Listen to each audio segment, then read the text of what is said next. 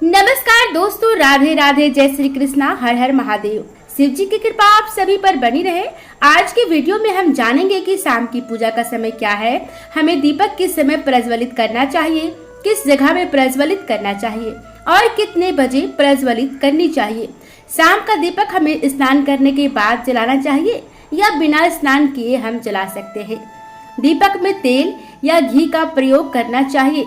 इन सभी विषय पर आज हम इस वीडियो में चर्चा करेंगे। वीडियो को अंत तक जरूर देखिएगा। सनातन धर्म में लोग रोज पूजा पाठ करते हैं, पूजा में दीपक जरूर जलाते हैं। बिना धूप दीप के पूजा पूरी नहीं होती है। लोग मंदिर में भी दीपक जलाते हैं, साथ ही घर के मंदिर में भी दीपक जलाते हैं। शाम के समय तुलसी कोट में दीपक जलाया जाता है। दीपक जलाने की परंपरा सदियों पुरानी है। दीपक जलाने से माहौल में सकारात्मकता आती है और नकारात्मक ऊर्जा दूर होती है। कई तरह के वास्तु दोष दूर होते हैं, लेकिन रोजाना पूजा में दीपक जलाने वाले भी कुछ गलतियां कर बैठते हैं, जिससे दीपक जलाने का पूरा फल नहीं मिलता है। तो दोस्तों आइए जानते हैं उन गलतियों के बारे में। दोस्तों, सुबह का पूजा तो बिना स्नान का कभी नहीं करना चाहिए, लेकिन संध्या की पूजा आप हाथ पांव धोकर कुल्ला करके कर सकते हैं। देखिए, अगर आप चाहे तो कपड़े भी बदल सकते हैं। वस्त्र बदलकर पूजा करेंगे तो और भी अच्छा है।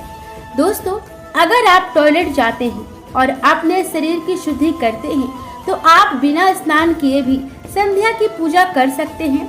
अपने शरीर की शुद्धि पर आपको विशेष रूप से ध्यान देना जरूरी है। अब सवाल यह है कि हमें संध्या का दीपक कब जलाना चाहिए। तो संध्या का दीपक जलाने के लिए गोधूली बेला सबसे उत्तम है। इस समय सूर्यास्त होता है, उस समय हमारे घर में दीपक जल जाना चाहिए।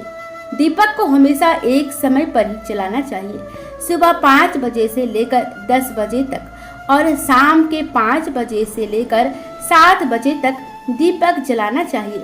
भगवान की पूजा भी हमेशा एक निश्चित समय पर करना चाहिए। ऐसा नहीं करने पर पूजा का उचित फल हमें नहीं मिल पाता है। दोस्तों, शाम के समय दरवाजे के पास दीपक जलाने से घर में सुख समृद्धि का आगमन होता है। साथ ही इससे नकारात्मक ऊर्जा घर से दूर चली जाती है। इससे घर में सकारात्मक ऊर्जा और समृद्धि का प्रवेश होता है। ऐसा माना जाता है कि शाम के समय मुख्य द्वार पर दीपक जलाने से माता लक्ष्मी को आपके घर आने से कोई नहीं रोक सकता। माता लक्ष्मी प्रसन्न होकर आपके घर आती हैं। घी या तेल के दीपक जलाने के अलग अलग लाभ हैं। इसके अलावा अलग अलग देवी देवताओं की पूजा में अलग अलग तेल के दीपक जलाने चाहिए। हर देवी देवता को प्रसन्न करने के लिए तरीके अलग हैं और उनके मनपसंद तरीके से पूजा पाठ करने से वे जल्दी कृपा करते हैं।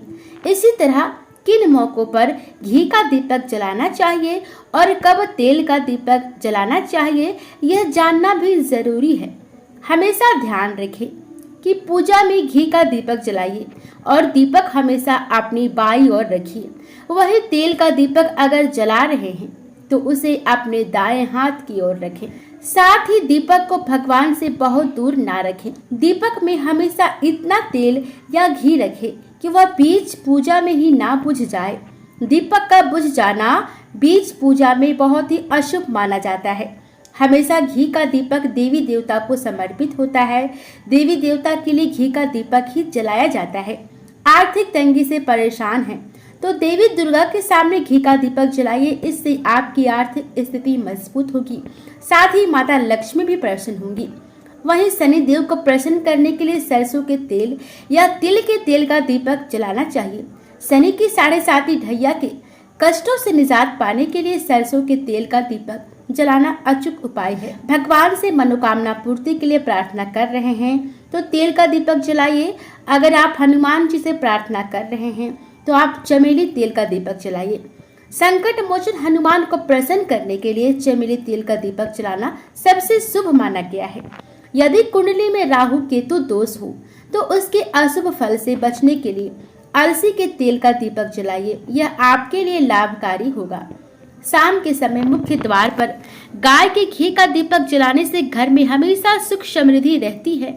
ऐसे घर में हमेशा माँ लक्ष्मी वास करती है। दोस्तों, वास्तु शास्त्र के अनुसार शाम में 5 से 8 बजे के बीच में घर के मुख्य द्वार पर दीपक जलाना चाहिए। घर के मुख्य द्वार पर दीपक इस तरह से जलाइए कि जब आप बाहर निकले तो दीप दाहिनी ओर रहे।